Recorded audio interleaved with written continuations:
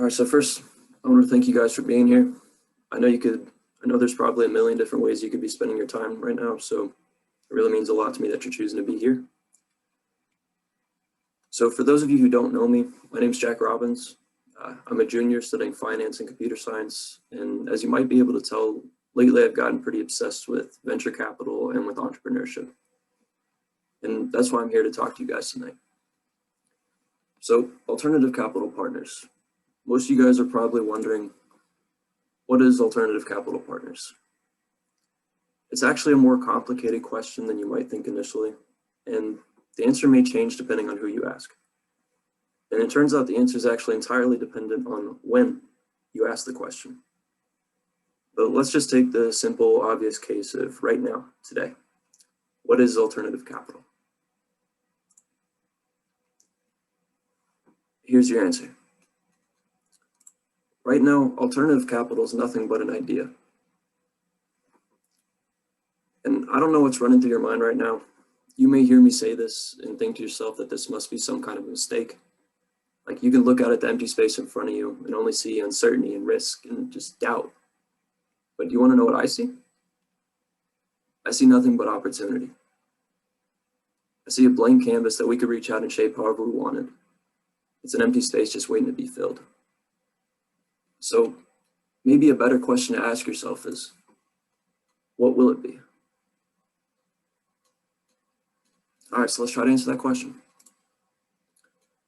Alternative capital will be a network-driven, student-run venture fund. A network-driven, student-run venture fund. So what does that mean?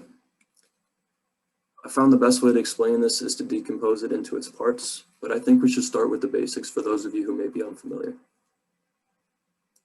What is a venture fund, and really, what is venture capital? Venture capital is essentially providing capital to early stage companies in exchange for an equity stake in the business. So a quick and dirty example would be you started a company. Things are going pretty well. Your revenue or user base is growing at X% month over month. But you know, if you had more money for marketing or for sales, you could grow way faster. So in exchange for the money to fund your growth, the venture firm gets to take an equity stake in your company. So if you, the founder, owned 100% of the company, you bootstrapped it from the ground up.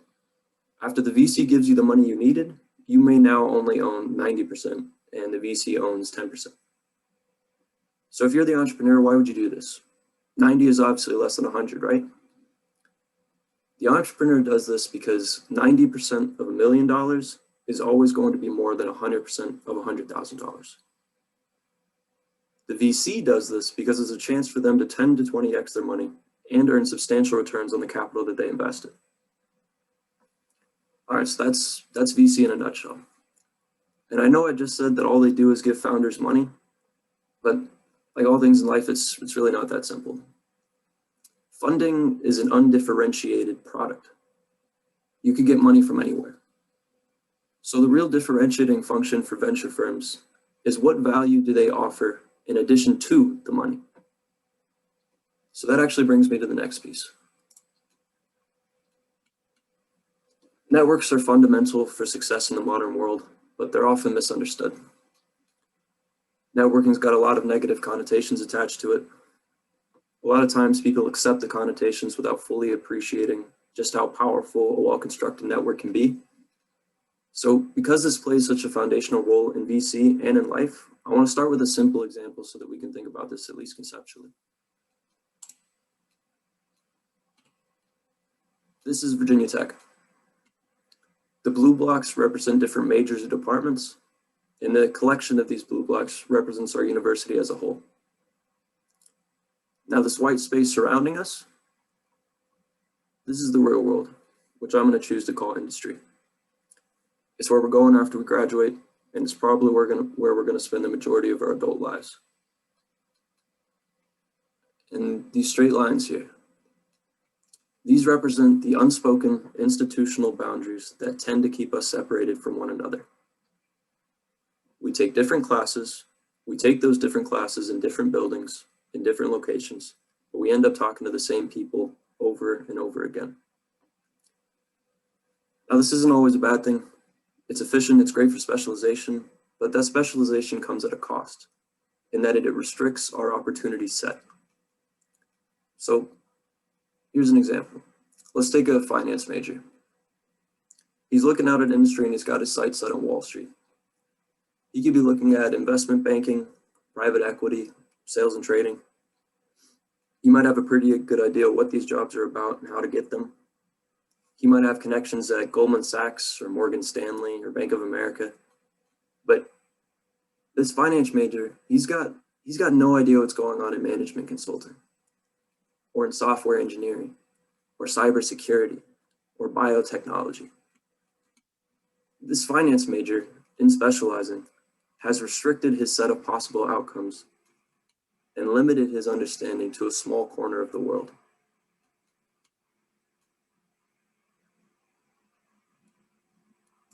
Now, specialization of some kind is probably inevitable. Most companies don't want generalists.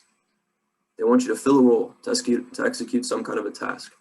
That's largely what a job is. So to be clear, I'm not telling you to avoid specializing, and I would even go so far as to say that our personal value propositions are actually predicated on specialization of one kind or another. Like, these are the skills that we bring to the table. Like, this is why somebody would want to work with you. So again, I'm not saying don't specialize. What I'm trying to offer here is an alternative. Industry boundaries are fluid and always changing, but specialization is always going to keep a degree of separation, and that's almost by necessity. It's like intrinsic to the structure of this. We can't all be lawyers, neuroscientists, and mathematicians. Eventually, we all have to make a choice of one kind or another. But there's nothing stopping us from breaking down the barriers that keep us apart while we're here in school. They're a lot flimsier than you might think. All you need to do is find some common ground, a platform to come together. And that's ultimately what I'd like to see alternative capital become. I want this to be the platform that connects ambitious students across majors, departments, and schools so that we can one day scale a diverse, multidisciplinary community of the very best that Virginia Tech has to offer. So if the idea of a network still seems a little abstract, here's another example, and this is just out of my personal life. I'm a finance major, and I don't really know all that much about politics. But when I heard about those people storming the Capitol, that actually affected me pretty deeply. I've always been fairly apolitical. I tend to stay as far away from the space as I possibly can, because for the longest time, I was operating under the impression that there was nothing that I could do. But this bothered me that much that I ended up having to reach out to a friend. He's getting his master's in public policy at Harvard, and he's probably the only person I know in the space who might be able to help me make sense of the political landscape and to help me figure out, like, what are the set of actions that I could take now, today, if I wanted to affect some real meaningful political change in 5 years, 10 years, 20 years. Now, if I hadn't had that relationship already built up ahead of time, I would still be feeling upset and angry and powerless. But now that I had that conversation, I feel that I understand some aspects of politics at least slightly better, and I'm orienting my behavior to reflect that. So the main point, if you don't understand something and it's causing you significant distress, or it's limiting your opportunity to actually take advantage of an opportunity, wouldn't you want to be able to have access to someone who could help you understand? And forget all that. And if you don't care about understanding the world, let's just take another example, but this time based purely on self-interest. Like, let's say you're a programmer. You've developed a killer SaaS product that's better than anything available on the market right now. But you've got no idea how to hire people, no idea how to market the product, no idea how to sell, no idea how to manage or organize people, and you've got no idea how to lead. Somebody who's made an inferior product but knows how to find the right people with those skills that you lack, they're going to win every single time. So this is a trite thing to say, but it's fundamentally true. Our ability to organize, leverage complementary skill sets, and work together is one of the foundations of our success. So never think you're above networking. You never know who you're going to meet next and how they might impact your life. Now, this group is probably going to appeal to people interested in venture capital, and it's probably going to attract people who are interested in entrepreneurship.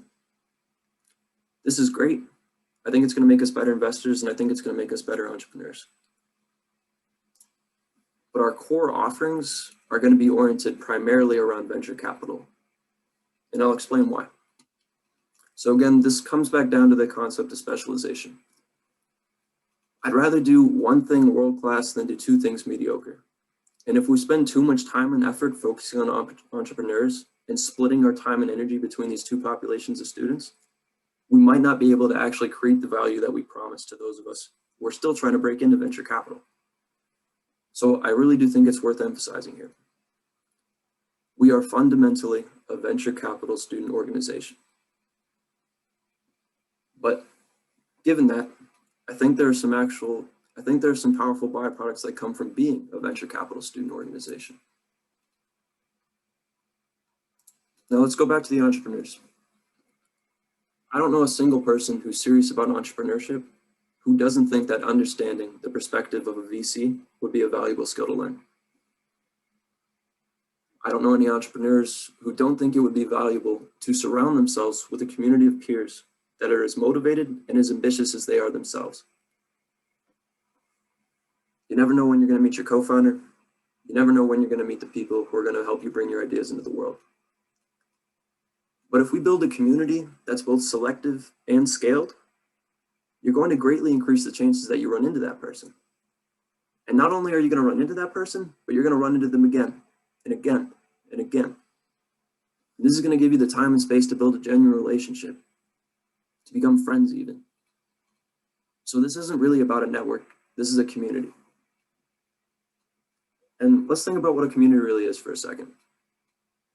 A community increases your collision rate with interesting people, and those interesting people are going to be doing interesting things.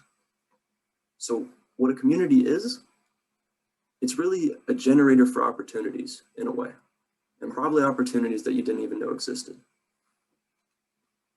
So how do we build this then? Obviously, I don't think we're going to have time to hit every aspect of this tonight, but here's a broad overview so you can get an idea of the timescales involved and whether you think that this might work for you.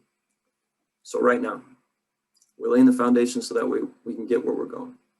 We're going to get organized. We're going to lay the groundwork for potential partnerships with alumni affiliated venture funds. And we're going to develop a training program that's tailored towards the needs of those future partners. And it's very important that we have those skills before we pitch for partnerships. These people aren't going to work with us because of our potential or because they're feeling especially charitable that day. They're going to work with us because we have something valuable to offer them. Now, next fall, we're going to do more recruiting. We're going to bring on our first formal cohort and we're going to train them. And as soon as we're ready to operate at a high level as an organization and we know that we can provide real value, then and only then are we going to pull the trigger on the relationships that we've been steadily nurturing this entire time. We're going to pitch ourselves to these investors by simply pointing out at, say, 30 of the best minds of Virginia Tech and say, hey, is there anything at all that we can do for you that might make your life just a little bit easier? They're going to say yes. It's not even really a question, especially if we've done our jobs right. But we can never know for sure what form of yes this is going to take. So I can't tell you exactly what we'll be doing in the next stage, but what I can say for sure is that we're going to be refining the experiential component of our training by constantly trying new things. We're going to see what works, we're going to discard what doesn't. We're going to be learning by doing, and we're going to be doing real work for real venture firms.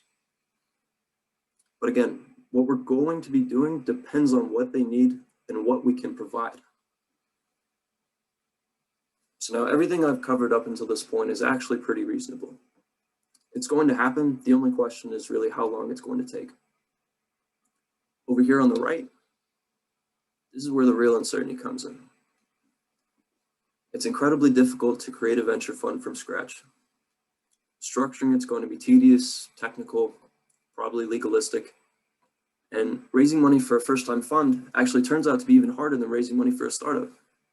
So I don't want there to be any illusions about this whatsoever. Like, I don't want you to walk away from this talk thinking that this is going to be easy. It's going to be challenging, but we're going to get there. So how might we get there then? Let me posit this. If it's not impossible to imagine raising money from wealthy alumni, especially when it's for a good cause, like, say, investing that money back into Virginia Tech startups. If you think about it, it's almost like charitable giving for them, but with the opportunity for them to earn a significant return on that capital that otherwise would have been zero. They were just giving it away for a feel-good. It's not impossible to imagine, say, 10 extremely wealthy alumni wanting to contribute $1,000 a month to a small rolling fund.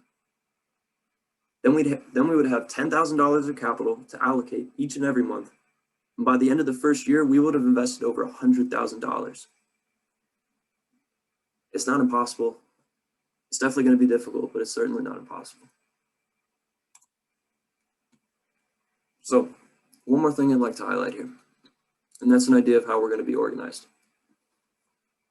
I can talk about networks and community all day, and it won't mean a single thing if we don't have the structures or the capacity to handle everyone involved, right? So you'll notice that there are two distinct groups here. You're probably familiar with the prototypical hierarchy up top, but the really interesting thing is actually this group on the bottom. And this is the key to our success. This is how we're actually going to be able to scale membership across the entire university. So what this is a two-tiered membership model. The group on the top is actively and consistently involved within the organization, and the group on the bottom is only passively involved. So again, up top, this is similar to what you'd see at a typical high-powered student group, and it's especially representative of what you'd see here at Tech. It's time-intensive and demanding to be involved at this level, but you obviously get out what you put in, otherwise nobody would do it, right? Now, this approach may be best for some people, but it's definitely not best for everyone. This group on the bottom is for everyone. This group on the bottom is passively involved in that they have access to our community, industry events, the training program, and they're going to have the opportunity to work on up to 3 deals a semester, but they're required to work on at least 1. They've got upward mobility, they have access, they have our external network, they've got the community, and they've got the opportunity to gain real experience in venture capital. The best of us at Tech are probably busy, right? They're already doing interesting things. The last thing they need is another massive time commitment, right? So this is us trying to make it easier for the best of us. Time constraints really shouldn't stop you from being exposed to interesting opportunities.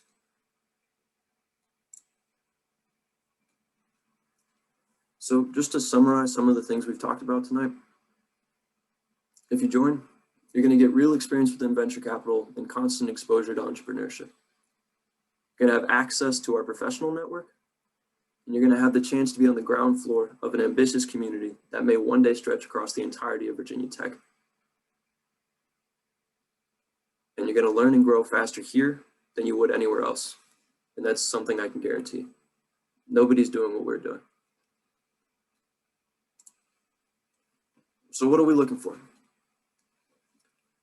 When I first started thinking about this, I initially made a long list of all the traits that I thought would make somebody well suited for this, but I ended up going with only these 4.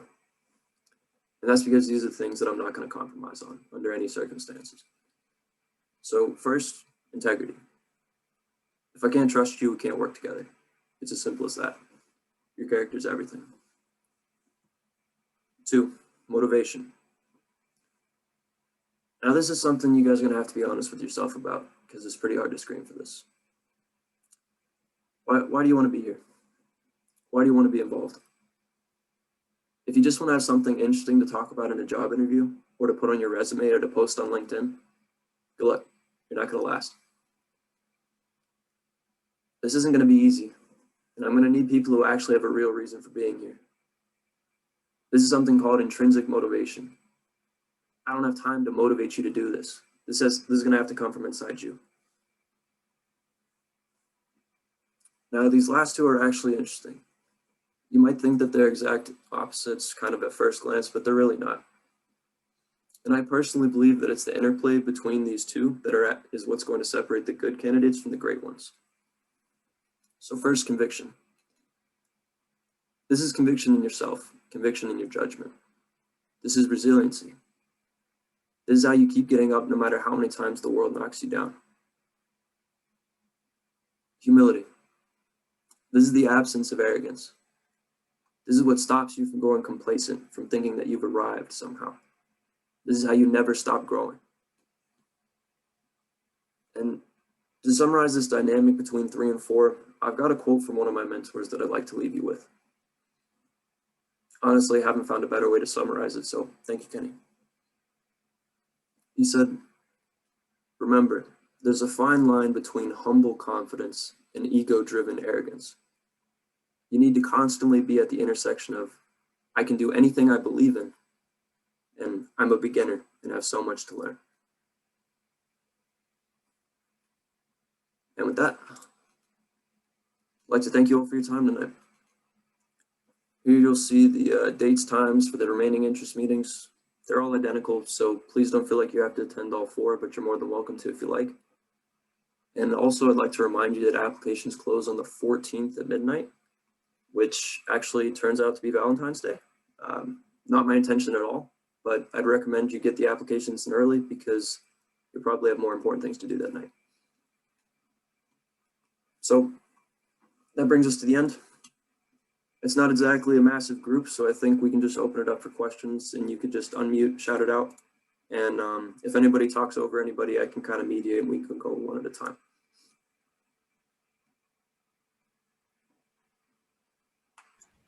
Dude, fantastic presentation. I love your structure, I think, more than anything. After being a member of Basis and the more formal big organizations, I feel like, when you're those junior analysts, and even if you're on top too, like the work distribution is not the same at all. And so it's super easy to just like skate by and not do anything at all as like a full-time analyst once you've got by that hump. And I think I totally dig that everyone's equal here. Everyone's on the same footing, and everyone's opinion really matters. And I love that, man. All right, Jake, I appreciate that. I just wanted to say great job presenting. You sounded really eloquent, and a lot of points brought up just were really insightful. So just wanted to give you props for that. Appreciate it. I definitely spent more time on this than I wanted to. Hopefully it'll be a little faster the next time. What about you, George? You got any questions, man? Yeah, sorry. So I tried to join Basis back last fall, but one thing that was restricting me is they had course requirements for the to like as a prerequisite to even join, and so I just couldn't fit them on my schedule because my credit hours were like 17 or 18 a lot of the times. Is there going to be some kind of course requirements? Because I can definitely do stuff on the side, but if it's like classes that try to fit in my schedule, I don't know if like it'll overload me, so that might be a limiting factor. I understand, and we're brand new. There are no restrictions of any kind whatsoever right now. Like you can be, like I know for Cedar Basics, for example, you can do either or. You can't do both. If you're involved in one and you quit, you're actually restricted from being able to apply to be involved in the other ones. This is nothing like that. Like if you want to be a part of this, you can. It all depends on whether you're well suited for it and if you got the time. Gotcha. Thank you. You're welcome. One question I was just kind of curious about. You mentioned that you were a junior. Because this is like a new organization, there's a lot of time required for like the setup and kind of establishment of the process for kind of creating the organization. And then you said like a lot of the actual kind of pitching or, reaching out for investors or alumni wouldn't happen till, I guess, the fall of 2022. Which would that be like after you graduate? So will you just be there for kind of helping establish the organization? This is kind of just a personality trait for me, but I really don't personally care whether I'm the person to carry it across the finish line. Like, it's attached to my name right now because I'm the only one involved, but this isn't about me. Like, it's never going to be about me. So whoever joins, if they're going to be here later and I trust them, like with every ounce of my being, they're going to be the people who actually end up doing the big things at the end. And I'm going to build out the structures to allow them to be successful. So here, up here, right now, this is the spring and the summer. The beginning of fall of next year, well, next academic year, of course. This is where we're going to build out the first cohort. We're going to train them, and we're going to, at the end of the fall, after we've trained them, this is where we convert the relationships that we've been building the whole time. This is where we actually pitch for the partnerships. And if everything goes smoothly in the spring, we're going to have relationships with at least, I don't know exactly how it'll work because I think it might be politics at some point, but I'd like to have like 3 or 4 partnerships and 3 or 4 experiential programs depending on each of these partnerships. And with each of these partnerships, it's going to be brand new. We've never done it before, and chances are they haven't either. So we're both going to be learning as quick as we can, and we're trying to refine this. So after the spring of 2022, if we've actually got the experience and we feel comfortable trying to structure a venture fund, we could turn around and do that immediately.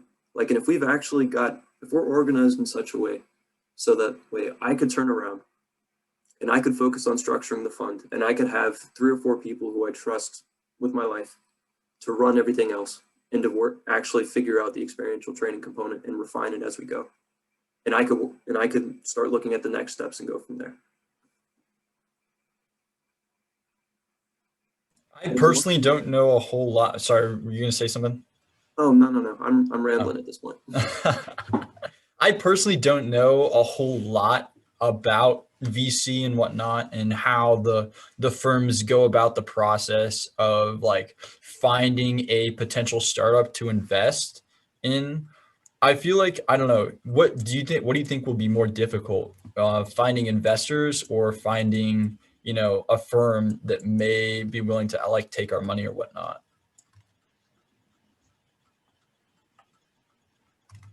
Both of those are going to be incredibly difficult, but we don't have to make them more difficult than they need to be.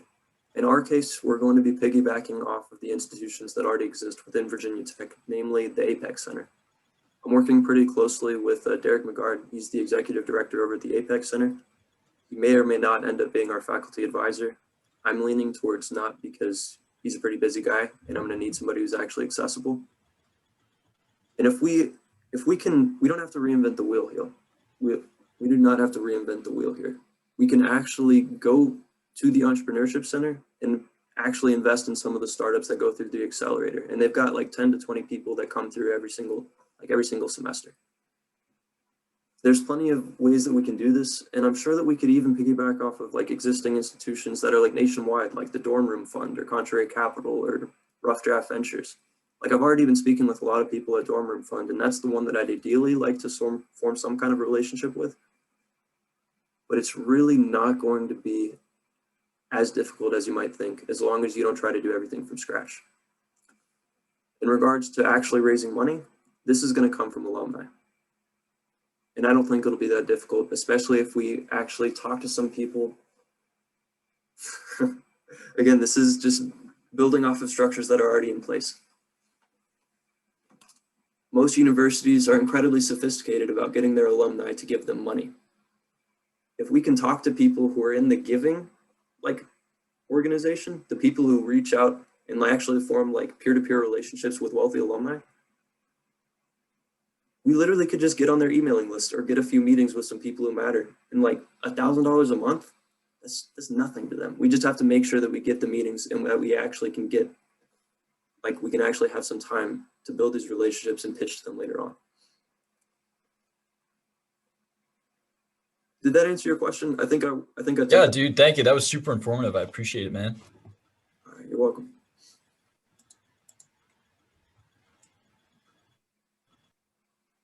I've always, I'm like total curiosity. I've always wanted to like, you know, have the possibility of actually investing our own capital within it. You know, I think I would be willing to do that if, you we eventually, got it up and running and found some potential candidates. What are your thoughts on like the possibility of that and whatnot? And I think if we allowed members to do that, that would definitely increase a lot of buy-in and whatnot. Yeah, I think that's going to put the incentives in the right place. So if we were to do this through the Virginia Tech Foundation, no chance in hell we can actually like allocate our own capital or we can contribute to the fund, right? But here's the beauty of structuring it ourselves. We're going to be able to probably contribute to the fund itself. And we may actually be able to have some kind of a return for our time and effort while we're here at Virginia Tech and actively involved within the organization. It's going to be extremely complicated because most venture firms, they this is a long game. Say 10 to 12 years is when you cash out. Hopefully none of us are going to be here for 10 to 12 years. Let's just say 4 to 5 max.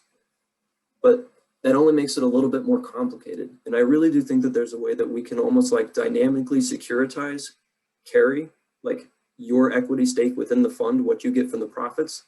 I think that we can dynamically allocate that within the fund and within our members, and it'll constantly change.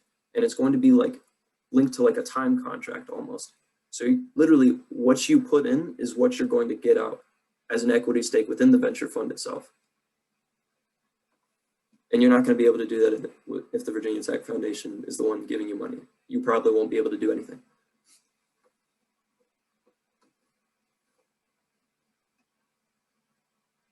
I don't know. There's a lot of different ways we can do this. That's why I get so excited about this. It's literally anything, like the only limit is your creativity and what you're willing to try. So if this is something that you guys think would be interesting, I would definitely point you towards the applications. And if you were to apply, I'm looking forward to reading it. Yeah, brother. Just out of curiosity, is it just you on the team right now? Who do you have? You working with anyone else? Literally just me. I made one co-founder that I brought on board before winter break. And this is somebody who I thought was going to help lighten the load and help me build this out. I made a co-founder mistake, which is why I'm not going to do that again, and which is why I'm actually like making this a really like selective and rigorous selection process, because I need to know that you're somebody that I can rely on and somebody that I'm going to work well with. I trusted this guy because he was one of the smartest people I've ever met. But intelligence isn't enough for this. Like you actually need to have the right mentality, which is why I was highlighting those sets of traits and characteristics in that one slide, because that's a better indicator of whether you're well suited for this, rather than whether you can understand the vagaries of like venture capital, like contracting and all this other stuff. Really, it's just whether you're willing to try and whether you're willing to keep trying when things get hard.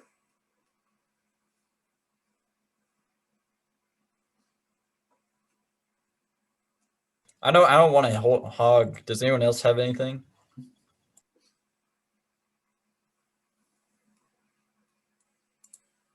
What about you, Rebecca? You've been quiet the whole time. I know you're not in a good room, so you don't have to if you don't want to. But if you got any questions, now's probably the best time. Because I think I may close out in a few minutes here because I've probably got somewhere to be.